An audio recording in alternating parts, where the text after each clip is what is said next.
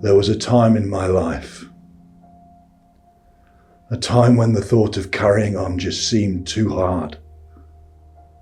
A time when the pain felt so unbearable, so overwhelming, it was as though there was nothing left inside.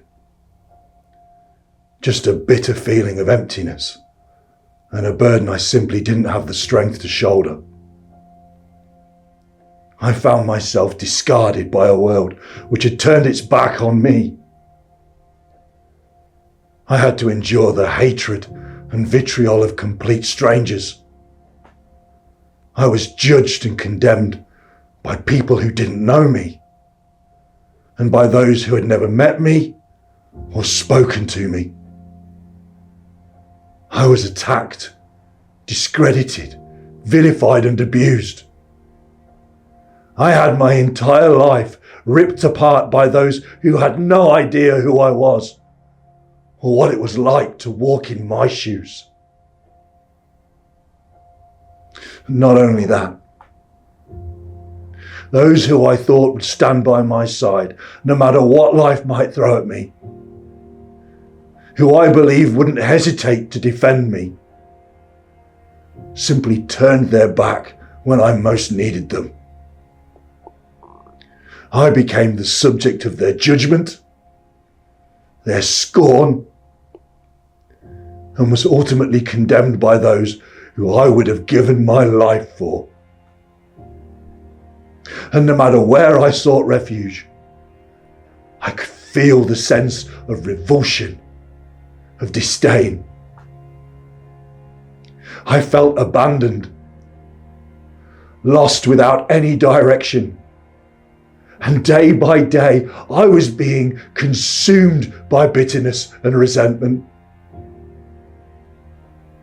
It tore through my very soul and left me devoid of any feeling of honor, of pride, of self-worth, to a point where it felt like there was nothing left in this world for me to fight for,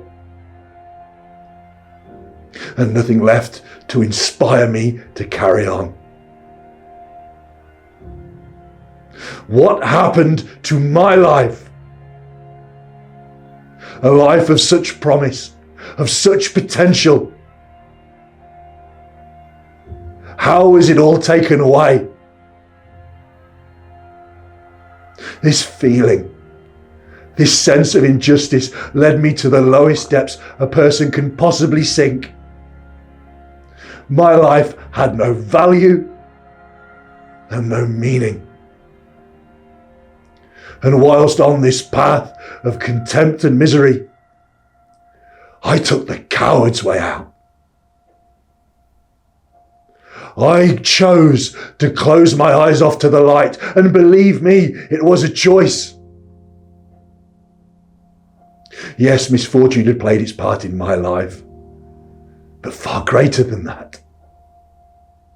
I'd allowed the challenges that we all inevitably face to overwhelm my thoughts and dictate my actions.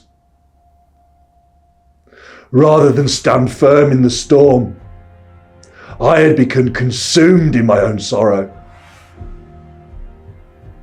I failed in my obligation to do the right thing. I failed to take responsibility for the situation that I had found myself in. And I failed in my duty as a man. I lost the respect of the people around me, of those people who genuinely cared for me. And more importantly, I lost respect for myself. Now, I used to think that there could be no greater feeling of hopelessness, of dejection, than the feeling you get when you realise that you have let yourself down, that you yourself have come up short, that you're merely a faded shadow of the man who you thought you were. But I was wrong. As disconsolate and forlorn that realization was, I came to learn that true loss and suffering can only be understood when you realize that you're not the most important thing in life.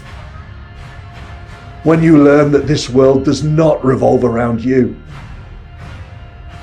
For true loss and suffering is not what we ourselves endure,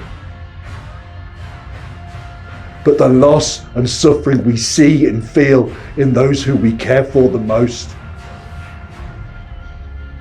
Those we love. It was a lesson I should have heeded much earlier in life, since I knew deep down that the only thing that kept me alive in those darkest moments was the thought of putting my parents through even more pain. But as it was, the cost of that lesson, the price I ultimately had to pay, was losing my own father. When I learned that the man who had given me every opportunity in life was dying, confronting the realization that I had failed to become the man whom he'd hoped I would be, opened my eyes for the first time to the person whom I'd actually become. And that understanding, as unconscionable as it was amidst the pain and hurt, also led me to a point where I knew I had to make a decision. As I watched his illness take hold, I saw in my father a man who never turned his back on life. A man who fought with every ounce of strength that remained in his weakened body.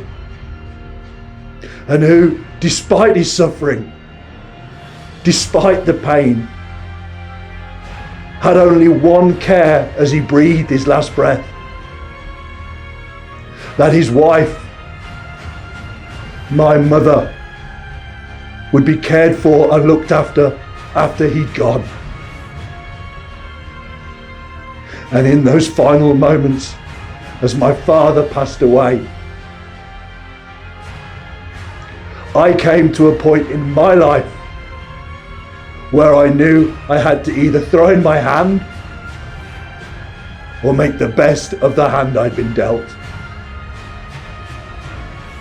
I somehow managed to find the strength to pull myself back from the edge,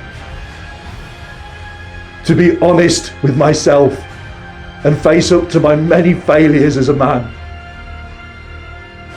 I have never claimed to be a person whose life has been devoid of sin, but I came to realize through all the pain, all the heartache, that life is never black or white. I came to understand that it is the very suffering in life that gives it meaning.